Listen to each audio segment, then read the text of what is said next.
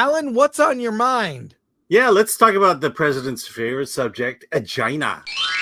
69. Just to piggyback on all the China talk, the fact that everyone's afraid of China, China's box office not factoring into the Hollywood financial troubles that they're experiencing. Netflix boss Ted Sarandos, Hollywood gets thrown under the bus during trade deals. The streamer's co-CEO on how the company struggled to break into China and how Hollywood gets overlooked during trade deals. Netflix, Ted Sarandos gives some intriguing backstory on why streamers isn't exactly in China and how the industry gets overlooked during trade deals. Sarandos was interviewed. He said, 15 years ago, everyone thought a presence in China was existential, Sarandos said. I put in a couple of years of trying to do it. Those efforts, Sarandos said, went nowhere. We actually had a deal with the company to license our content. And one part of the deal was the content had to clear the China's government censorship board to make it on the air, he recalled. And in 3 years that a single episode of a single Netflix show cleared the censorship, not one. The government had no intent in us being in China. So what happened, Sarandos said, I watched everybody spend the next decade grinding out all their time to get into China and ultimately ended up in the same place I did, which is nowhere. We're one of the rare companies in the U.S. with no exposure in China. I mean, no exposure to China's censorship, taxes, tariffs, anything. There's a big business in the rest of the world, and the rest of the world would happy to host Netflix. China is not important, as people would say. And again, I'll just harken back to what I said before. The mainstream media would rather run negative Trump news than tell the truth. And when they're going on saying that Hollywood's going to fail because China's shutting Hollywood off, we have uncovered, and Hollywood has already been in the know on this. Netflix has known this for a long time. China is meaningless. And I'll give you the last example. The massive success that is Minecraft. So far, China's box office comprises 3% of the entire Minecraft box office. So who cares about China? I would say who cares about the global market? Mm-hmm. I don't know why you need to call this Alan's China Minute, but I'll just say that I think the thing is Hollywood should make American movies. Mm-hmm. If they appeal to the world at large, that's great.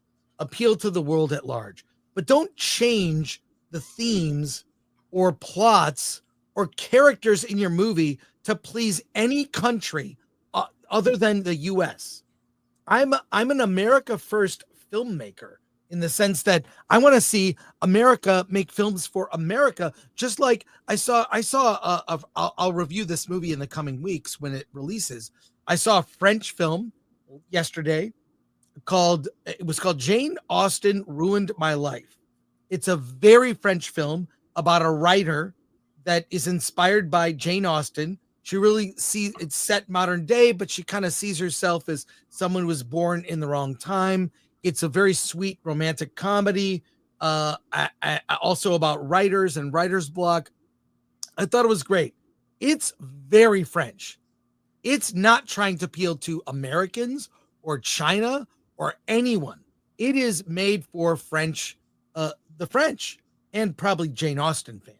What I'm saying is, like, by constantly taking our big tentpole movies, rewriting scripts, or including characters like Rose Tico or others, and just to please a market is wrong-headed.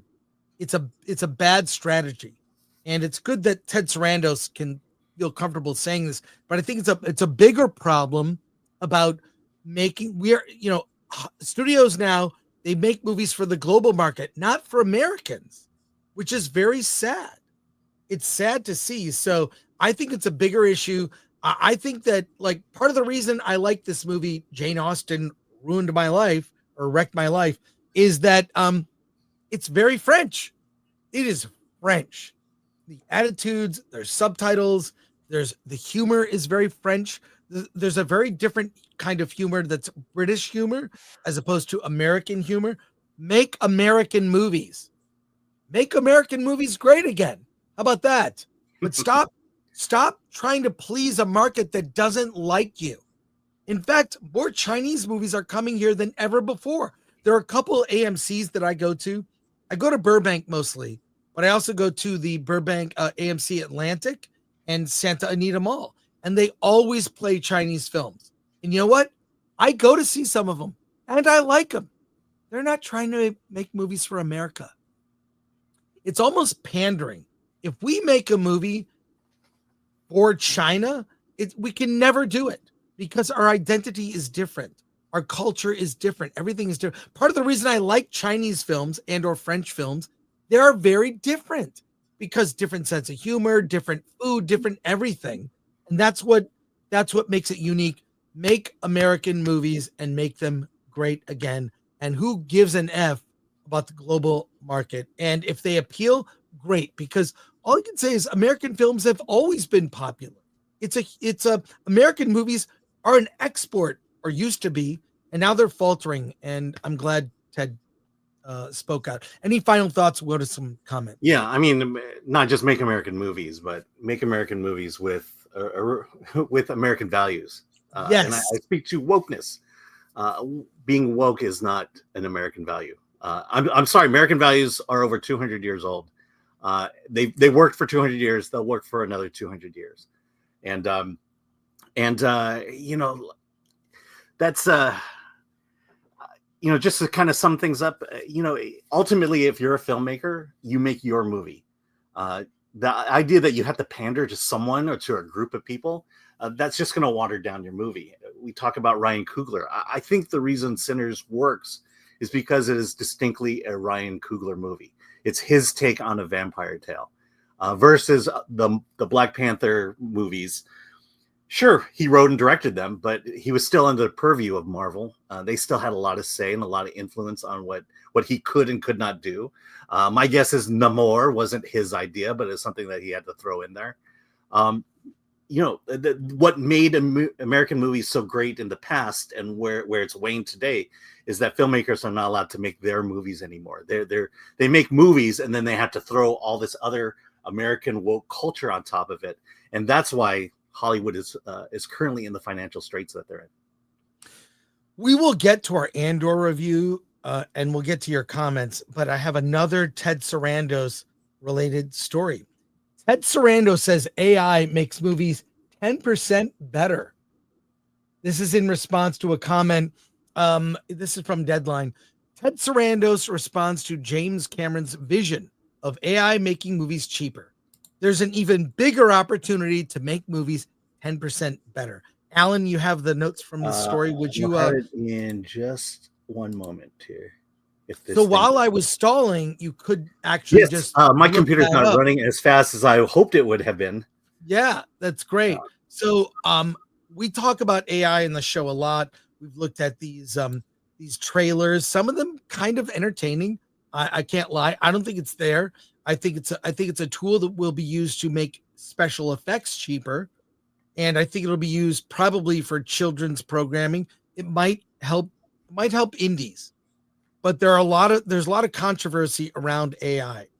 Alan, if you would. Yes. Ted Sarandos says AI makes movies 10% better. During Netflix's latest earnings call, co-CEO Ted Sarandos addressed the growing role of AI in filmmaking, echoing but reframing recent comments by director James Cameron. While Cameron suggested AI could make movies 50% cheaper, Sarandos emphasized a different potential, making films 10% better. He highlighted how AI tools are already helping creators with pre-visualization, VFX planning, and shot design, allowing even smaller budget films to access advanced tools like de-aging. Citing The Irishman as an example, Sarandos explained how the same visual effects that once cost tens of millions are now achievable at a fraction of the price thanks to AI. He praised the responsible integration of the technology, a hot topic during the 2023 industry strikes, and underscored its potential to enhance both the creative process and viewer experience. Netflix, he said, is committed to using AI not to replace artists, but to empower them. Well, look, I still think the AI debate is going to continue. AI was used in the movie The Brutalist to help with the accents for the actors. You could argue that the lighting helps the actors, a lot of other kinds of things, the sound mixing, re-recording lines.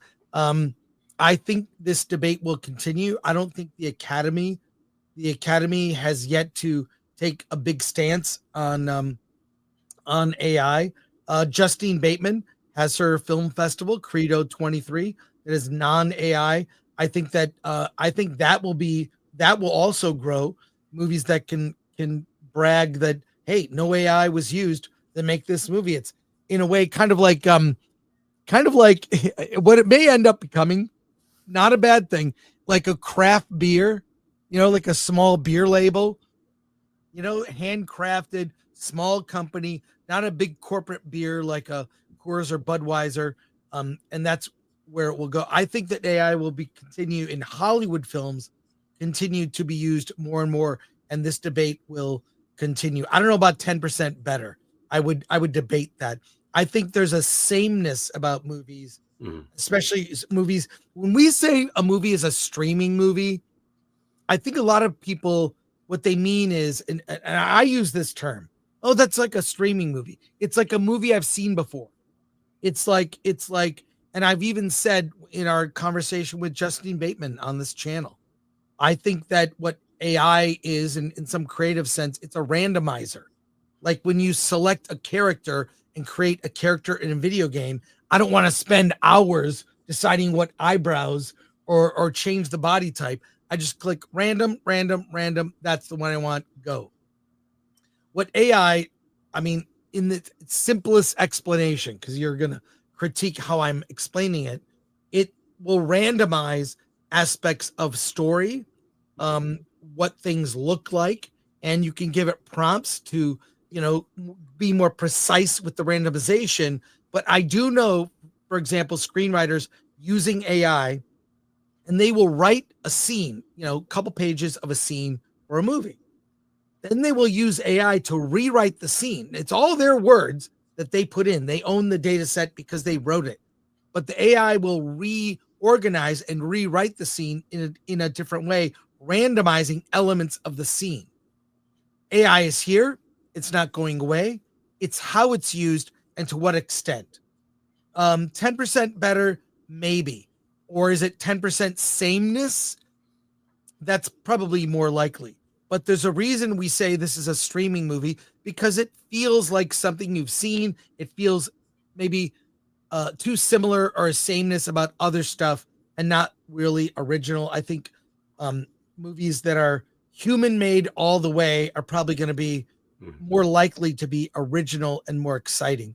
Any thoughts before we go to comments? Yeah, I mean, you made a comment about writers writing a draft and submitting to AI, and my fear is the next step, which is I'll describe it as creative atrophy, where the writer will have AI produce the first draft, and then the writer will go in and play with the draft so it's in his or her language or his or her style. And to me, that's where the danger becomes, is when when it becomes no longer becomes a tool, but as the word is, generative, where the AI becomes the main writer and you're just kind of adding your thing to it.